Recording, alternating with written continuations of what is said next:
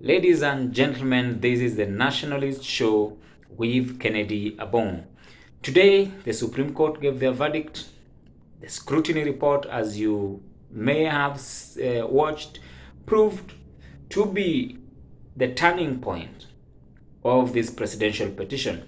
We did do a video about how that scrutiny report was very, very important, or was going to benefit Dr. Ruto more than Raila. As it turned out, that scrutiny report had now become, actually has now proved very useful for Dr. Ruto. We also did a video about why we think the Supreme Court may nullify the results. That has not happened, but our position was that it was basically based on the Constitution, that if the court would have found that there were violations of the Constitution, then the court would not have gone to look into the numbers. And indeed, the court quoted that and noted that Mr. Chebukate did act in a manner not consistent with the Constitution, but it did not find that there were really violations of the Constitution per se.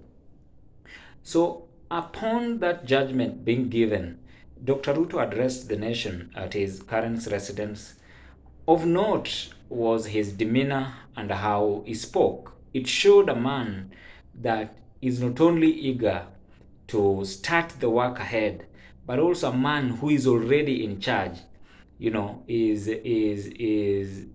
really directing, already in charge, and seeking to engage important offices to see where he could start work, or where he could find some sort of help, so that when he is sworn in, then the work would start without any further delay. So how did that come out in his speech?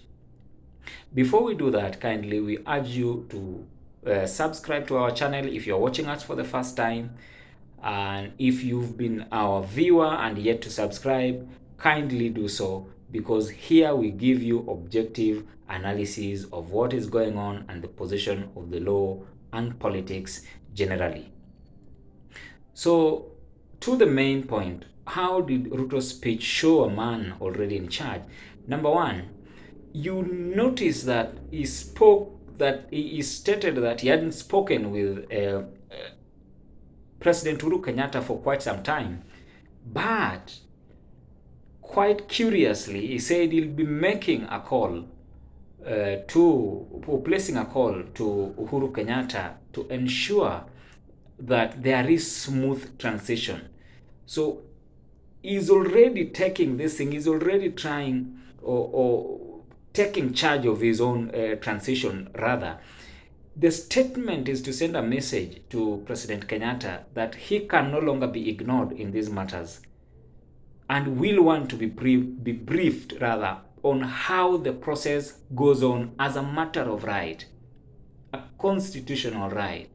Because now when he says I'll be placing a call to the president, or rather President Uhuru Kenyatta, it shows that I am now in charge and I would like to be briefed on matters of the state and on matters of transition going forward. Number two, I believe in some of the statement he taunted President Kenyatta, saying rather that he worked. I know my friend President Kenyatta worked so hard in his own way, but the people of Kenya had their own say on the matter.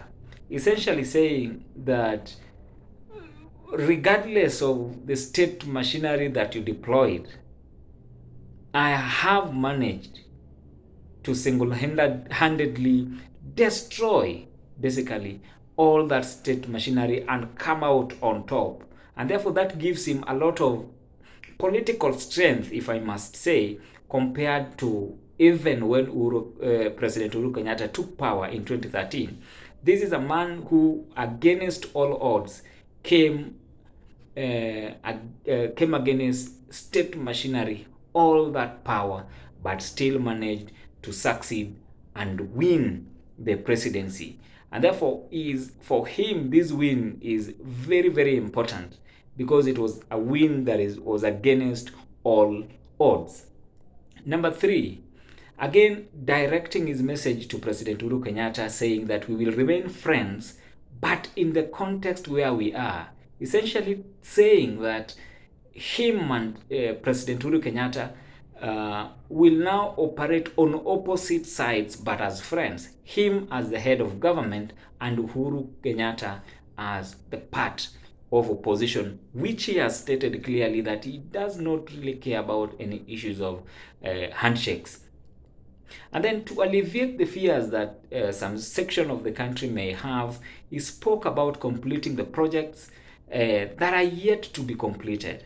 So basically following up on his promise that the Big Four agenda, perhaps which is always claimed was stopped due to the handshake, is now promised that those will go on. Not directly, but he spoke about all those projects or things that we had promised to do will be completed. And this is again is to give assurance to the people that he will not discriminate or stall any project in any part of the country that is already ongoing by this ongoing or started by the current administration. Number 5, promising again to call Honorable Raila Odinga to contextualize how to work for the people of Kenya. Again, in the context of them being in the opposition and Raila per se being now the leader of the de facto leader of opposition, considering that we do not have really in our constitution the what we call opposition leader. That is a creation of, I think, Dr. William Ruto. So saying that he'll see how he'll work with them so that they, the opposition, would oversight his government to ensure that they deliver to the people of Kenya. Again, in saying this, I believe he really saying that he does not believe in any form of handshake is again a jab to President Uhuru Kenyatta. You know, some sort of a taunt to Uhuru Kenyatta that it really did not matter when it came to that, and then whatever it was, I've really come on top, and now he's telling the other people that you will remain where you are. There will be no way of you coming into my government in any means, if I must say.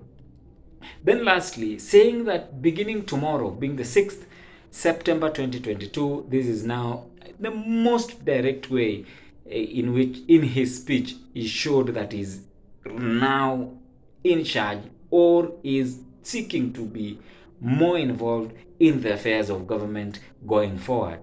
So he said that tomorrow he will begin working with various government agencies and people in government offices so that he can know what they are doing so that he can be well prepared to implement his hustler plan once he picks up or he takes up office.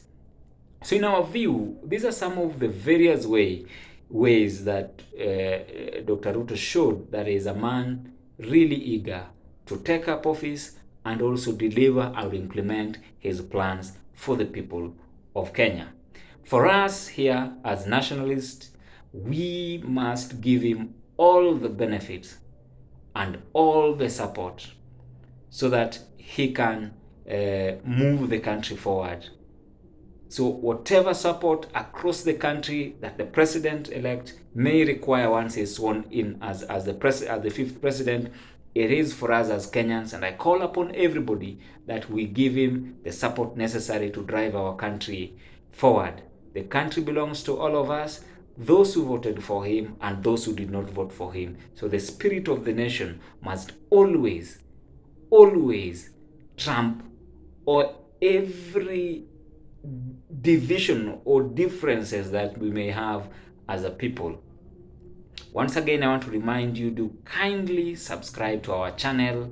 We'll keep on bringing you these political happenings and the legal implications about the issues as well as social aspect of our life. As we are looking forward to his first 100 days, we do hope that he will achieve what he intends to do for Kenya. Thank you.